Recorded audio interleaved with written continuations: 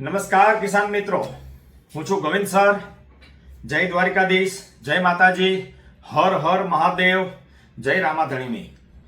મિત્રો, આજે જે વાત કરવાની છે ને એ કપાસ વિશે કરવાની છે. ઘણા બધાનો કપાસ છે 1 મહિનાનો થઈ ગયો છે, કોકને 1.5 મહિનાનો થઈ ગયું છે, કોકને 2 મહિનાનો થઈ ગયું છે. અલગ અલગ પાક અને વાવેતર છે.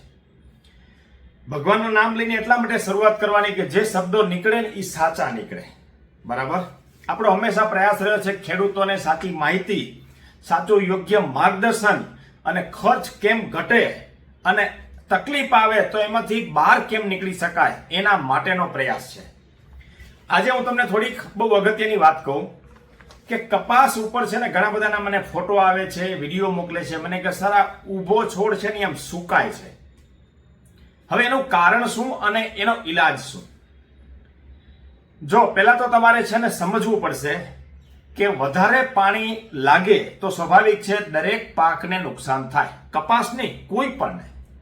કારણ કે રોજ પાણીની આવશ્યકતા હોય, એનાથી વિશેષ પાણી મળે એટલે એ નડે.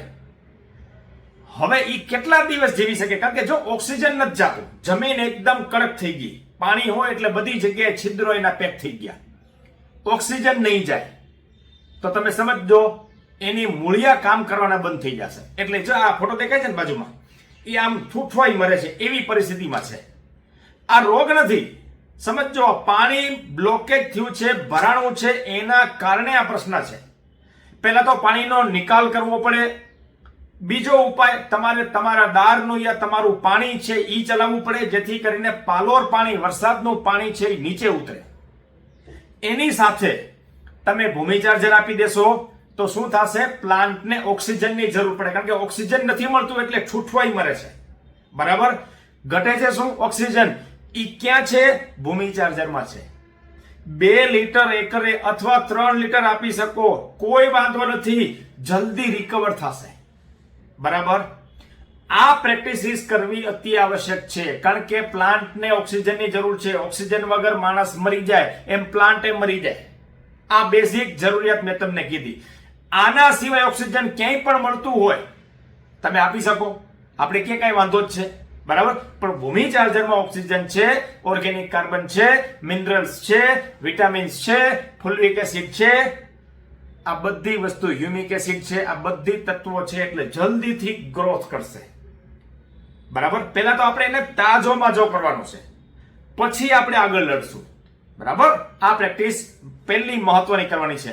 પાણી આપવાનું, દવા કે 3-4 કલાક એટલે પાલોર પાણી, વરસાદનું પાણી નીકળી જશે. બરાબર?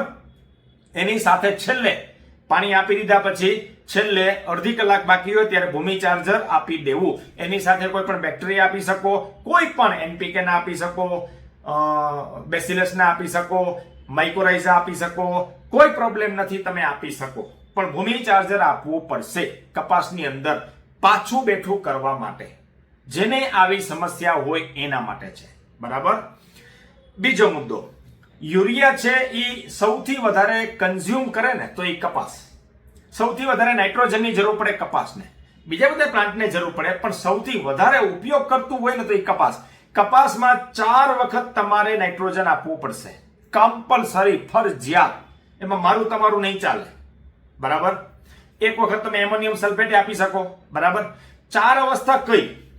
20 થી 25 દિવસ થાય એટલે સ્વાભાવિક છે તમારે નાઇટ્રોજન આપવું પડે. વીઘે 8 થી 10 કિલો.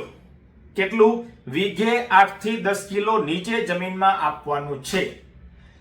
જો તમારી પાસે ડ્રીપ હોય યા ખુલ્લું પાણી હોય તો એનો ડોઝ તમે 5 કિલો કરી નાખો અને એની સાથે તમે ભૂમિ ચાર્જર 1 લીટર મિક્સ કરીને આપશો, જબરજસ્ત રિઝલ્ટ આવશે.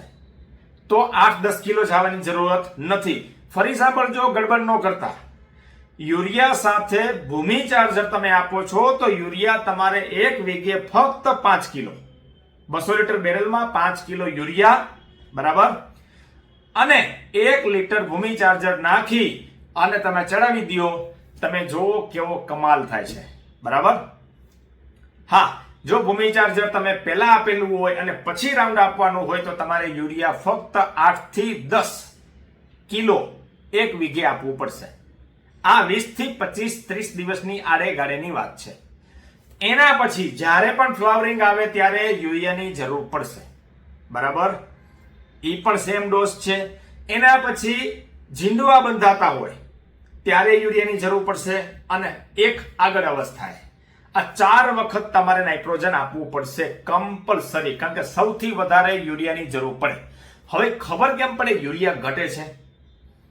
જો થડથી ઉપર પાન હોય ને, પહેલું બીજું ત્રીજું, જો એ સુકાતું હોય અથવા બળી જતું હોય અથવા પીળું પડતું હોય તો સમજવાનું નાઇટ્રોજનની ઉણપ છે.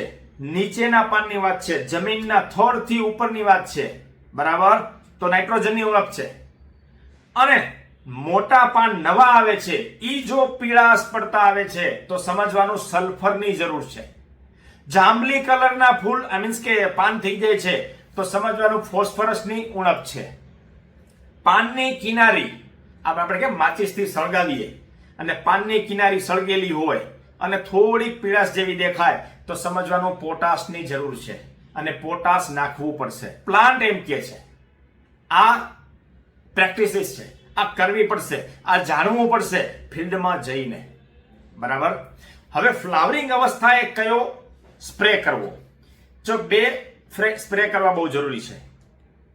આ પહેલો કરો ને પછી ઓલો કરો તો પણ ચાલશે, પણ કમ્પલસરી કરવા પડશે. પહેલો સ્પ્રે 05234 પંપે 100 ml, એની સાથે માઇક્રોન્યુટ્રન 25 ગ્રામ, એની સાથે દમન પ્લસ અથવા ફેન્ટક પ્લસ. બરાબર, જે તમને અનુકૂળ પડે. આ દમદાર પ્રોડક્ટ છે, તમને ગમે ત્યાંથી એગ્રોમાંથી મળી જશે, આજુબાજુમાંથી. 5 ml. અને છેલ્લે આવે છે સ્ટીકર 4-in-1, ફક્ત 5 ml. આ મિશ્રણ કરી અને ફ્લાવરિંગ અવસ્થાએ સેજ ફૂલ દેખાય ત્યારે આનો સ્પ્રે કરવો પડે.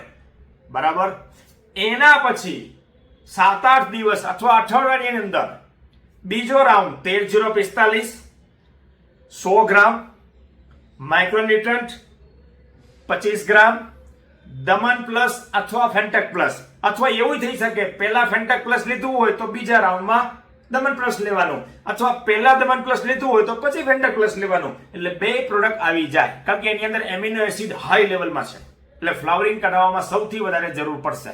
બરાબર, બીજા મિનરલ પણ છે, પણ આ એક મેં તમને માહિતી આપી. અને સ્ટીકર 4-in-1 5 ml. આ 2 રાઉન્ડ ફ્લાવરિંગ અવસ્થાએ અતિ આવશ્યક છે, કરવા પડશે, જેથી કરીને જબરજસ્ત 400 થી 450 ફ્લાવરિંગ આવશે. હવે તમારામાં ત્રેવડ હોવી જોઈએ કે કેટલા ઉપર તમારે રાખવા, એવો ખોરાક આપવો પડશે. પ્લાન્ટ માંદું ન પડે એ જોવું પડશે. પ્લાન્ટને રેગ્યુલર તમારે ન્યુટ્રિશન આપવું પડશે. જે લોકો ભૂમિ ચાર્જર દર 15 દિવસે આપે છે એને કોઈ પ્રોબ્લેમ નહીં આવે, કારણ કે પહેલેથી એનો બાંધો મજબૂત છે. બરાબર, કારણ કે એમાં ઓક્સિજન છે, ખાસ બધા મિનરલ્સ છે, મેં તમને અગાઉ કીધું એમ.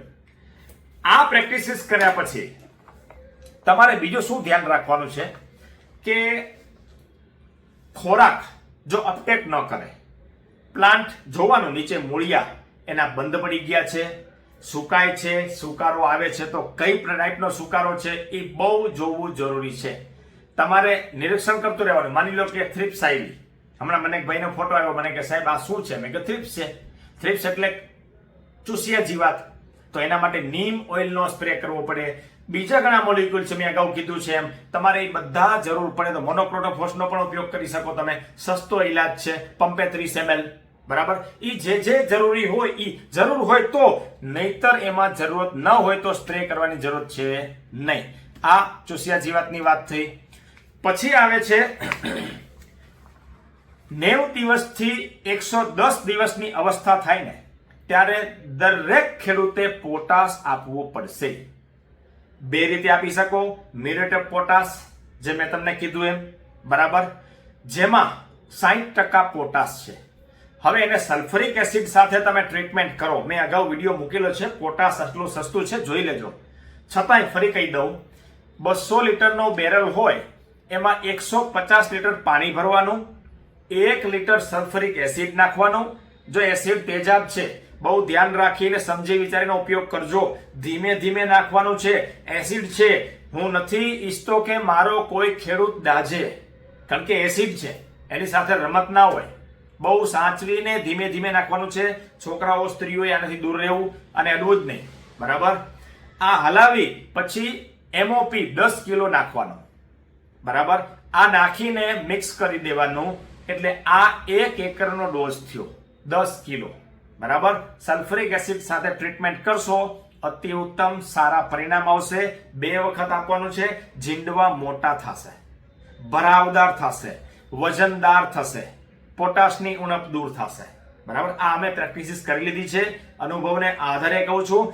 વજનદાર થશે ને તો તમારા માલ ઉતરશે અને મળના હિસાબે કપાસ ઉતરશે. કપાસનું ઉત્પાદન તો વધે. બરાબર.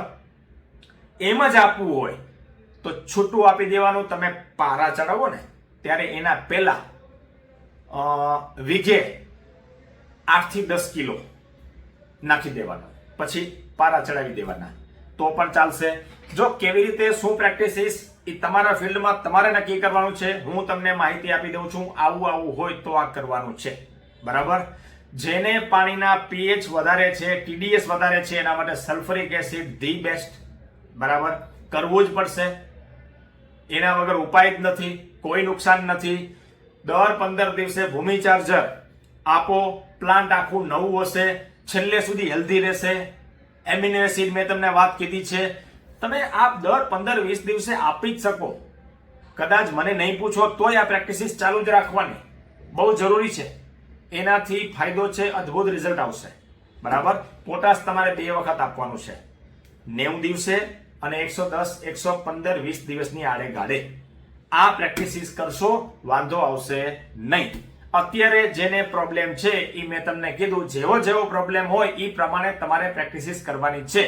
બાકી નીચે નંબર આપેલા છે વોટ્સઅપ 92 36 24 9 36. આ નંબર મારા વોટ્સઅપ છે. ફક્ત મેસેજ કરવો. હા, એની ઉપર જે કંઈ છે રેકોર્ડિંગ કરીને તમે મોકલી દો તો એ તમને ગમે ત્યારે જવાબ મળી જશે. બરાબર. ધન્યવાદ, આભાર, જય મહાકાલ. હા, એક વસ્તુ રહી ગઈ, જેને વધ કરવી છે. જો એક સ્ટુડન્ટ આપણે ખેડૂતનો પ્રશ્ન હતો કે સાહેબ ફૂટ નથી, તો ફૂટ માટે 19-19-19 100 ml અને એની સાથે સીવીડ 30 ml આનો સ્પ્રે કરશો અને નીચે આપશો તો પણ અતિ ઉત્તમ રિઝલ્ટ મળશે. બરાબર. વધ કરવા માટે. અને જો વધ ઘટાડવી હોય, બહુ ઉપર જાડી વધી જાય છે, તો મેં અગાઉના વિડીયોમાં કીધું છે ઇગ્નિટસ બાયરનું, કે તમારે પંપે 8 થી 10 ml ની જરૂર પડશે. એની સાથે 05234 તમે આપી શકો. ફ્લાવરિંગ પણ આવશે અને વધ પણ ઘટાડશે. જેની જેવી જરૂરિયાત એ પ્રમાણે ખોરાક આપવો પડે. બરાબર. આવું ને આવું બધાને લાગુ પડે એવું નથી. જેને જે લાગુ પડતું હોય એ જ વસ્તુ કરવાની છે. આભાર.